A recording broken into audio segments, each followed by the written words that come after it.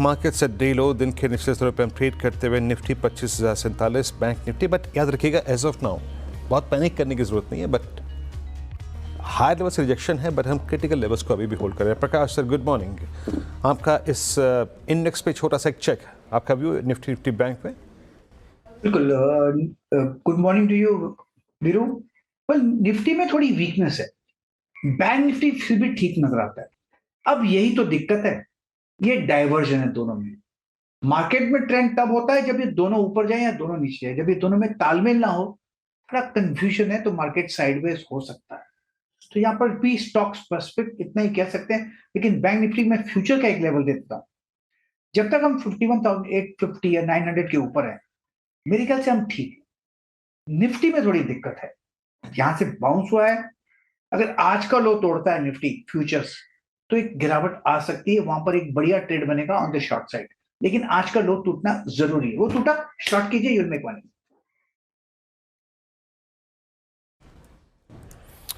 Okay, चलिए अभी काम करते हैं, यहाँ से प्रश्न लेते हैं कुछ, और मैं कुछ प्रश्न लेता हूँ, कुछ कंचन प्रश्न लेंगी।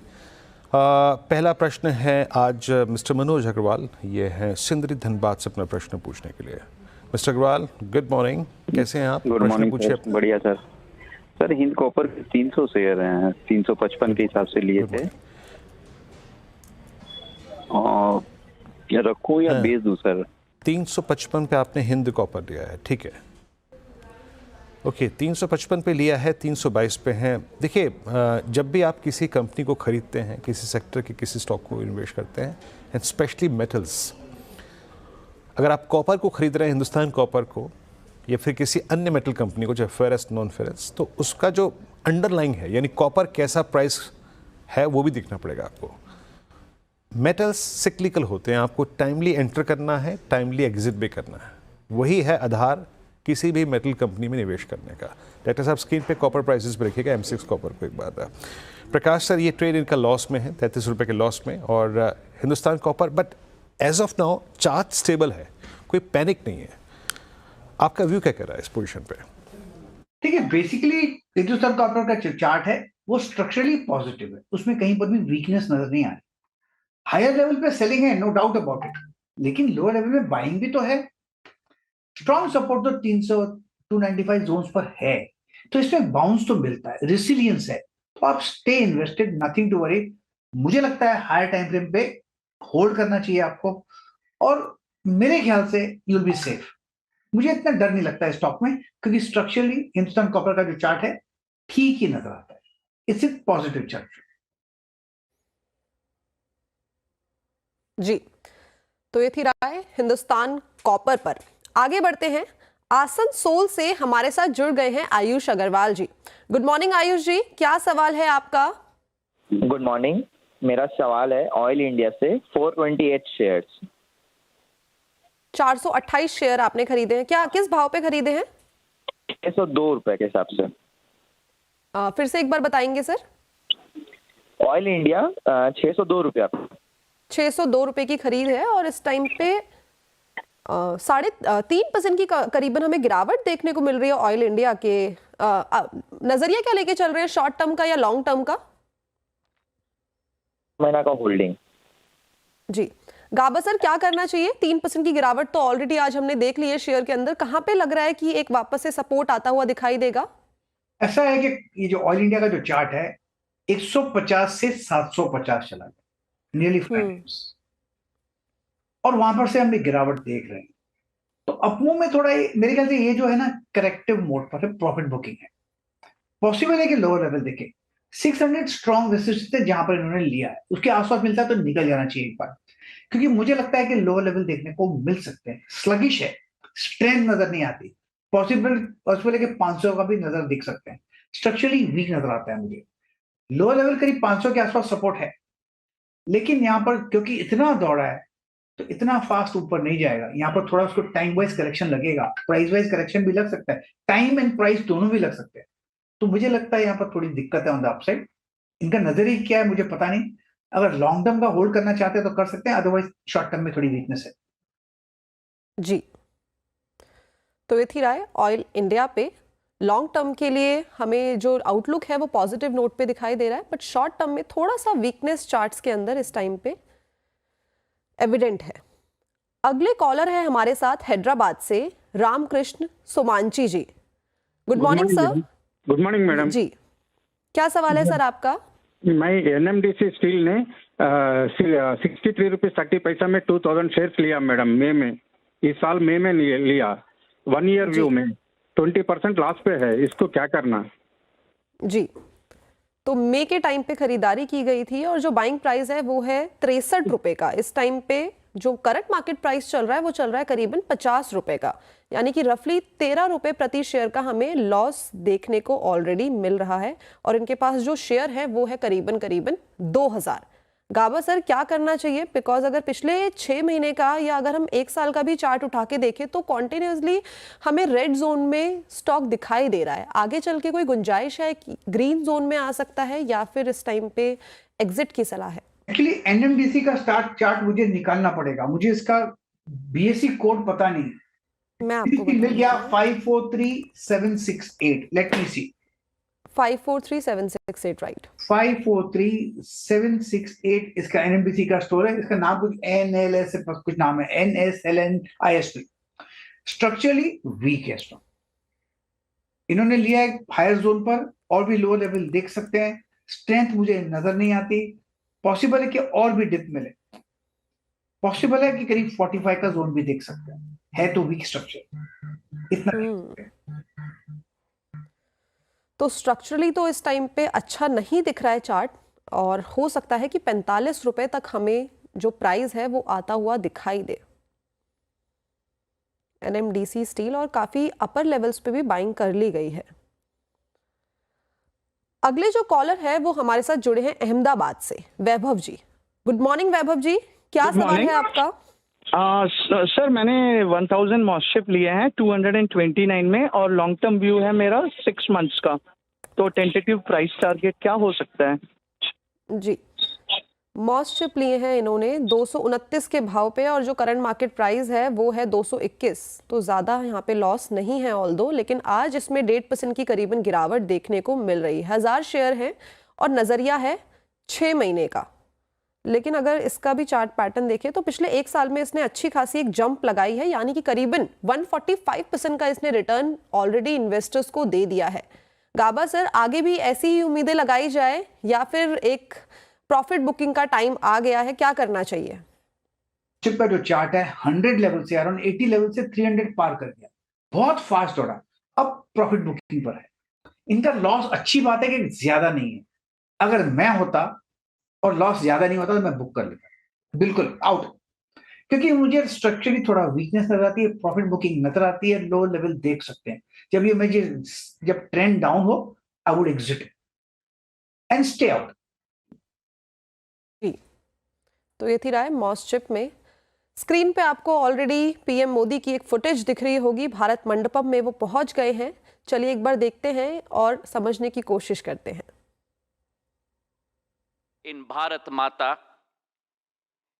where we will celebrate the power of technology, particularly telecommunications, and the underlying global frameworks and standards.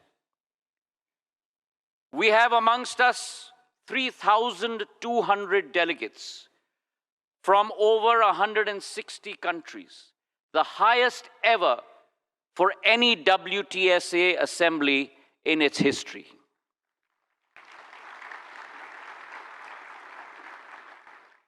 We are confident that this will, along with the Indian Mobile Congress in its 8th edition, which is South Asia's largest digital technology gathering, this will serve as a breeding ground for innovation, but also showcase India's impending but inevitable emergence as a global hub for telecommunications across the world.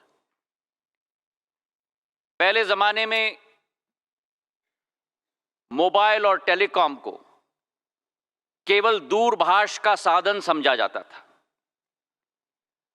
और प्रधानमंत्री जी के दूरदृष्टि नेतृत्व के आधार पर आज ये एक एक व्यक्ति को विश्व के साथ और भारत में एक एक व्यक्ति को दूसरों के दिलों के साथ जोड़ने का साधन बन चुका है। भारत में टेलीकॉम का महत्व केवल टीवी, इंटरनेट और फोन के साथ जोड़ने का नहीं, लेकिन भारत में अगर एक परिवार को मोबाइल मिल जाए, इंटरनेट की सेवा मिल जाए, तो वो बैंकिंग से जुड़ गया है, वेलफेयर स्कीम्स के साथ जुड़ गया है, आवश्यक सूचना के साथ जुड़ गया है और सबसे महत्वपूर्ण संपूर्ण विश्व के साथ जुड़ चुका है। Some of the most remarkable examples of the power of telecom, paving the way for universal empowerment, is the DBT, the Direct Benefit Transfer Scheme, which in a day transfers more than 10 million direct cash transfers on a daily basis into the bank accounts of people. अभी हाल ही में कुछ दिन पूर्व हमारे प्रधानमंत्री जी ने 93 million किसानों के खातों में प्रधानमंत्री किसान सम्मान निधि के आधार पर 20,000 करोड़ रुपए, मतलब $2.5 बिलियन सीधे उनके खाते में पहुंचाने का कार्य किया है, जो शायद विश्व के किसी देश में नहीं होता। प्रधानमंत्री जी के नेतृत्व के आधार पर भारत में संभव हो पाया है। It's a fundamental change in the... स्वागत है आप सभी का एक बार फिर से इस कार्यक्रम में, और आपके प्रश्नों को तो जुटा रहे हैं हम। और इस बीच आपका स्क्रीन पर आप देखें तो इस मोबाइल कांग्रेस के विजुअल्स चल रहे हैं। इस वक्त ज्योतिरादित्य सिंधिया इस वक्त संबोधन करते हुए। हम यहाँ पे प्रश्नों के इस क्रम को जारी रखेंगे, और जैसे ही प्रधानमंत्री कुछ देर में बोलना शुरू करेंगे तो इस कार्यक्रम में शिरकत करेंगे। फिलहाल के लिए हमारे साथ अब अपना प्रश्न पूछने के लिए प्रदीप जी हैं मेरे ख्याल से। यस, प्रदीप जी, अच्छा सुनील बत्रा साहब हैं, माफ़ कीजिएगा, सुनील बत्रा साहब हमारे साथ अपना प्रश्न पूछने के लिए हैं। सुनील जी नमस्कार, प्रश्न पूछिए। हेलो, हाँ मैं आपको सुन पा रहा हूँ, प्लीज़ प्रश्न पूछिए अपना। हाँ जी, मेरे पास फीएम इंडस्ट्री के हैं 100 शेयर 1263 रुपए पे, और एक्सेल कॉर्प है 30 शेयर 748 रुपए। हाँ जी, क्या करें इसका? Long term investor. अभी आपका थोड़ा सा समय का अभाव है, तो मैं आपका फीएम इंडस्ट्रीज पे, हाँ जी, हाँ ठीक है, मैं आपका समझ गया सर। फीएम इंडस्ट्रीज में आपका प्रश्न ले रहा हूँ अभी, क्योंकि अभी समय का अभाव है। सर ट्रेड आपकी ग्रिप में है, देखिए है ना, आपकी 1263 की बाइंग है, 442 रुपये का प्रॉफिट हो रहा है। अभी 4 रोज़ पहले इसने एक डिप लेके करीब 1576 पे लो लगाया था। प्रकाश सर मेरे ख्याल से वो 1576 का लो, जो कि एग्जैक्टली 50 डे एक्सपोनेंशियल एवरेज पे था, वो शायद एक clear cut defined stop loss के तौर पे काम कर सकता है क्या?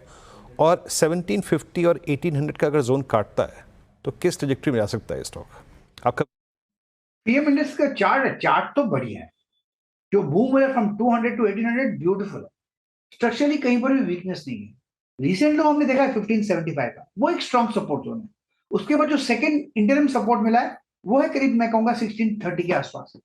जब तक उसके ऊपर है तब तक ठीक है, शायद अब नियर टर्म में 1800 हो जाएगा, लेकिन मुझे लगता है जा रहा है 2000 की तरफ। स्ट्रक्चरली 2000 पॉसिबल है, वक्त लगेगा उसके लिए, लेकिन बाय एंड होल्ड स्टॉक है फेम इंडस्ट्रीज। इसका जो जब भी इसमें करेक्शंस आए हैं वो एब्जॉर्ब हो चुके हैं। It's a hold fame industries. जी, तो ये थी राय फेम इंडस्ट्रीज पर। अगले कॉलर हमारे साथ जुड़े हैं सूरत से, राजेंद्र जी। नमस्कार सर, क्या सवाल है आपका? नमस्कार, मेरे पास 1024 शेयर है पैरालिक फोस्टेक्स के जी, 48 के भाव पे जी। नजरिया क्या देख रहे हैं सर? मैं लॉन्ग टर्म इन्वेस्टर हूँ, लेकिन अभी क्या करें, कुछ प्रॉफिट बुक करें या फिर रहने दीजिए? जी, तो शेयर का जो प्राइस है इस टाइम पे डबल से ज़्यादा ऑलरेडी हो गया है, 95, यानी कि करीब करीब अपने 52 वीक हाई पे के आसपास ही ये है। गाबा सर क्या करना चाहिए? थोड़ी बहुत पार्शियल प्रॉफिट बुकिंग करनी चाहिए या फिर बने रहना चाहिए लंबी अवधि के लिए?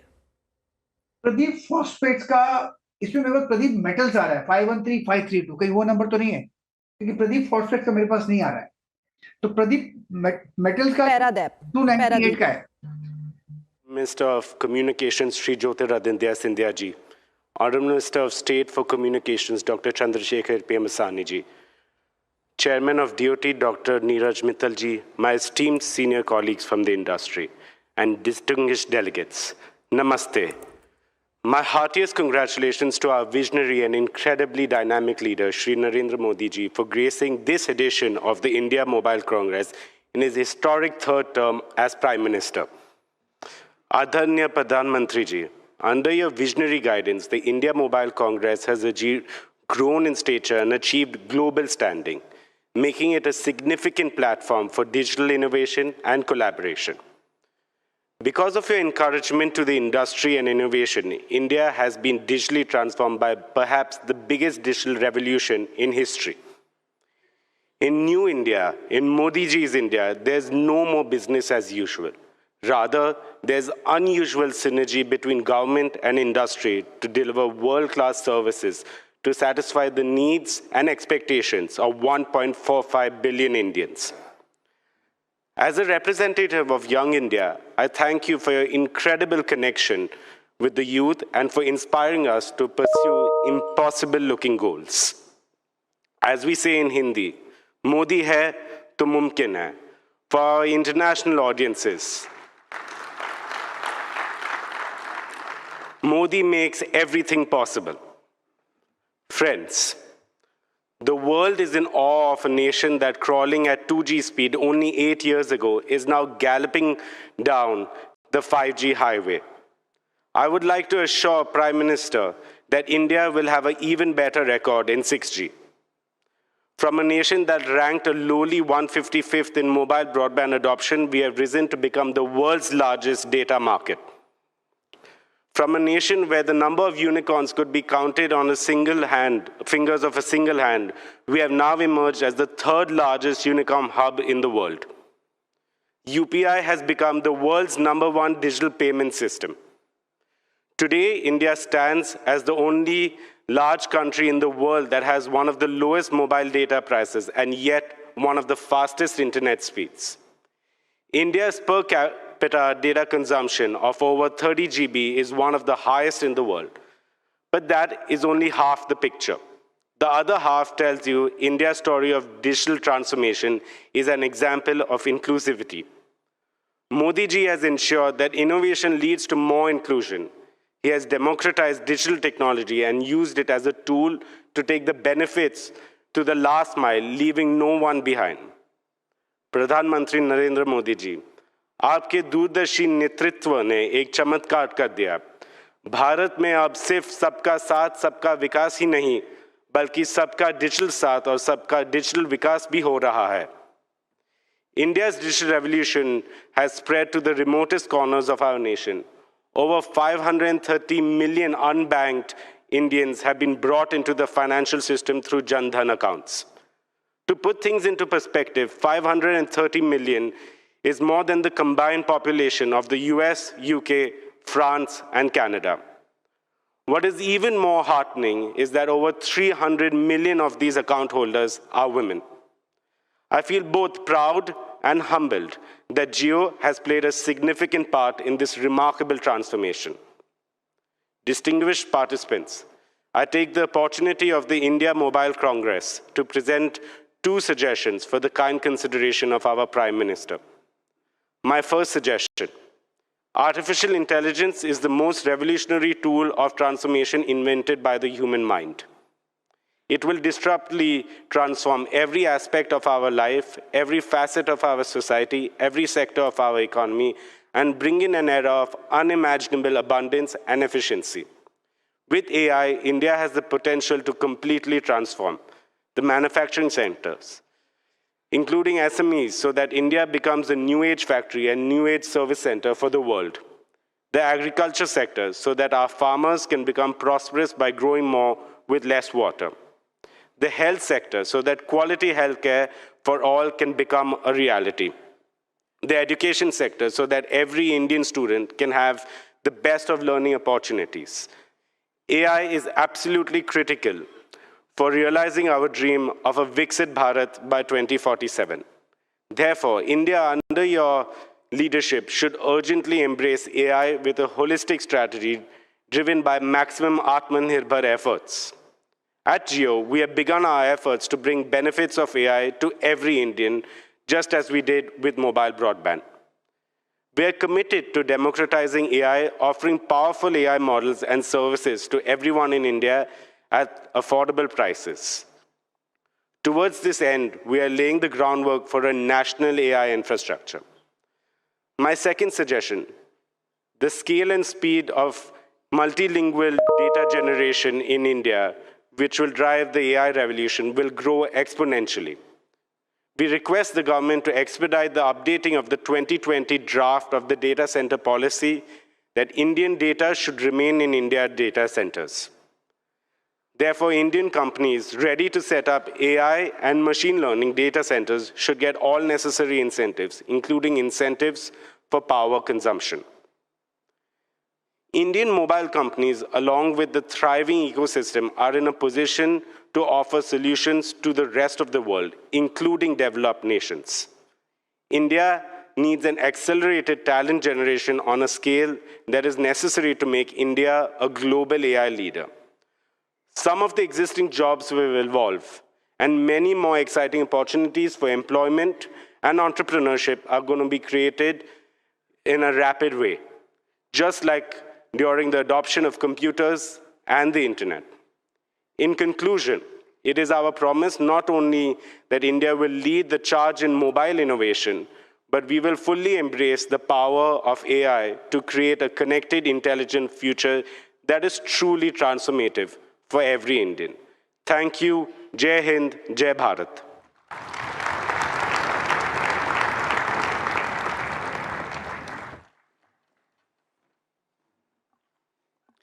Thank you, Mr. Ambani.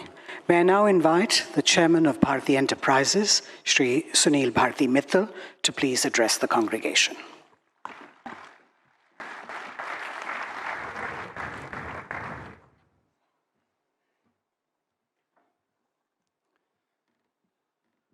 आदरणीय प्रधानमंत्री लोकप्रिय Modi ji, Honorable Minister of Communications, Mr. Scindia, Honorable Minister of State, Dr. Chandrasekhar, other senior government dignitaries, Secretary General ITU, and a long-standing friend of mine for over 20 years, Doreen, and many of my industry colleagues who are here today. And ladies and gentlemen, I have a great pleasure today to be once again standing in front of you during IMC 24. And that it coincides with a very important ITU meet here in India makes it even more special. This event showcases India's development in telecom infrastructure and its digital technologies. In this very hall, not too long ago, the leaders of the world's top 20 countries assembled and witnessed India's rise on the global standing in both political terms and economic terms. But what the world has sat up and noticed and has been awestruck is the digital revolution in this country. I have been a long traveler on this journey. Since 1983, I've been a part of India's telecom story, but I can tell you that the real story began when Prime Minister Modi ji took charge in 2014. He knew the power of technology. He used it in Gujarat for the benefit of the citizens of Gujarat and the society. He realized that if India has to achieve its place on the top table of the world, technology needs to be put to use. And one of the main pillars of his vision was Digital India. That fired up all the entrepreneurs who are connected with telecom and digital services. That ushered in the 4G revolution in this country within 2 years of his assumption of office. That brought in smartphones in the hands of not just rich urban Indians, but in the poorer Indians in the most rural and hinterlands of India. That, as our minister rightly said, ushered in a revolution of digital broadband connectivity that connected them to wonderful services that both private sector and indeed the government and public sector had to offer. That spawned a number of startups in this country, turning many of them into unicorns and bringing in billions of dollars from the world. That stage was set to be used for Prime Minister's second term in 2019, when he came in and recognized that India is highly dependent on imports of telecom equipment and digital equipment. India at that time was importing nearly $500 billion worth of equipment from all over the world, including from our neighboring country. He asked Indian entrepreneurs and world corporations to come and set up manufacturing bases in India. And I mentioned this before here, India had lost the manufacturing race in the previous 20, 30 years to China and other parts of the world. That call to action has resulted in today India becoming a major manufacturing hub where the animal spirits of Indian entrepreneurs and the global corporations are unleashed by the support of a massive productivity-linked incentive program, the PLI, as well as ushering in the most complicated, complex process, which no other country has really initiated in a manner that India has, of trusted sources and trusted products. Today, every element in this country that is coming goes through the detailed eye of National Security Council on Telecom. Every source, every product, every element of India's network that connects our nation passes through that rigorous test of trusted networks and trusted products. This is seminal development which other countries need to follow very quickly.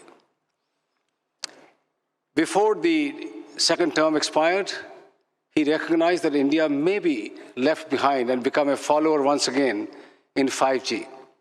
He asked Department of Telecom and the Indian operators to gear up and launch 5G at the fastest pace possible.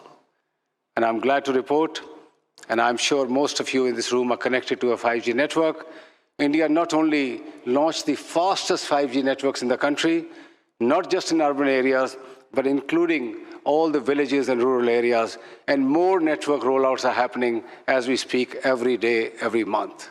And within a matter of next 12 to 18 months, again, each and every part of the country will be connected through a very powerful 5G network.